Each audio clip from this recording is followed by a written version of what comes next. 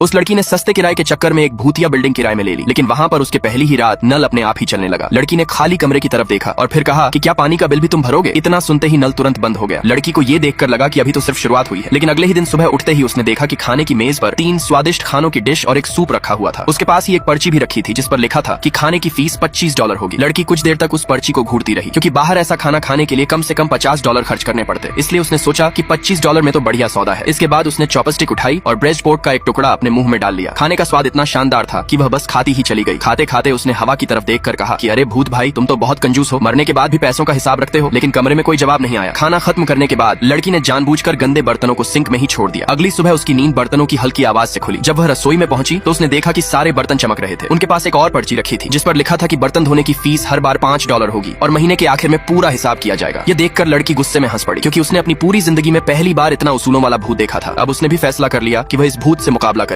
उसने जानबूझकर कूड़े का एक भरा हुआ बैग दरवाजे के पास छोड़ दिया, लेकिन अगले दिन वह बैग गायब था और उसकी जगह एक पर्ची लगी हुई थी जिस पर लिखा था कि कूड़ा बाहर फेंकने की फीस $10 होगी। एक रात लड़की ऑफिस से बहुत देर से और पूरी तरह थककर घर लौटी। जैसे ही उसने अंधेरे में लाइट जलाने के लिए हाथ बढ़ाया, तभी कमरे की लाइट अपने आप जल उठी। उस हल्की रोशनी को देखकर एक पल के लिए उसका दिल पिघल गया, लेकिन तभी ऊपर से एक पर्ची नीचे गिरी जिस पर लिखा था कि तुम्हारे लिए लाइट जलाई है, लेकिन बिजली का बिल अलग से लगेगा। ये पढ़ते ही लड़की फिर से चिढ़ गई। धीरे धीरे दोनों की यह अजीब सी नोकझोंक रोज की बात बन गई। अब लड़की अपने भूतिया रूममेट के बारे में काफी कुछ जान चुकी थी। उसे सफाई का भयंकर जुनून था। अगर लड़की का एक भी बाल जमीन पर गिर जाता तो अगले दिन वह अपने आप कूड़ेदान में पहुंच जाता। अगर अलमारी में रखी किताबें बराबर लाइन में नहीं होती तो सुबह तक वे अपने आप बिल्कुल सही तरीके से सजी मिलती। वह बहुत स्वादिष्ट खाना बनाता था, लेकिन छोटी छोटी बातों का बुरा भी मान जाता था। अगर लड़की किसी दिन कह देती कि आज सब्जी में नमक ज्यादा है, तो अगले 3 दिन उसे सिर्फ उबली हुई हरी सब्जियां ही खाने को मिलती। उसकी जुबान भी बहुत तेज थी। एक दिन लड़की ने सेल में खरीदी हुई नई ड्रेस पहनकर आईने के सामने खुशी खुशी घूमना शुरू किया। तभी शीशे पर जमी भाप में अपने आप शब्द उभर आए कि तुम्हारा फैशन भी खराब है और तुम्हारा बटुआ उससे भी ज्यादा खराब है। ये पढ़ते ही लड़की गुस्से में हवा की तरफ देखकर चिल्लाने लगी कि तुमसे किसने राय मांगी थी? मरने के बाद भी इतने कंजूस बने हुए हो। तभी शीशे पर फिर से नए शब्द उभर आए जिन पर लिखा था कि तुम भी कुछ कम नहीं हो। समय के साथ लड़की को उस भूत की आदत पड़ गई। अब उसे उसकी मौजूदगी अच्छी लगने लगी थी, क्योंकि कम से कम उसे अब रोज इंस्टेंट नूडल्स नहीं खाने पड़ते थे। इस बड़े और ठंडे शहर में कोई तो था जो उसके लिए लाइट जलाकर रखता था, चाहे उसका भी अलग से बिल क्यों न बनाता हो। एक दिन लड़की की सबसे अच्छी दोस्त उससे मिलने आई। उसके आने से पहले ही लड़की ने हवा में देखकर कहा कि मेरी दोस्त बहुत डरपोक है, इसलिए आज कोई शरारत मत करना। तभी सोफे पर रखी एक मैगजीन अपने आप हवा में उठी और उस पर बड़े अक्षरों में लिखा दिखाई दिया कि ठीक है। जैसे ही उसकी दोस्त घर के अंदर आई, उसने चारों तरफ देखकर कहा कि क्या तुमने कोई नौकर रख लिया है?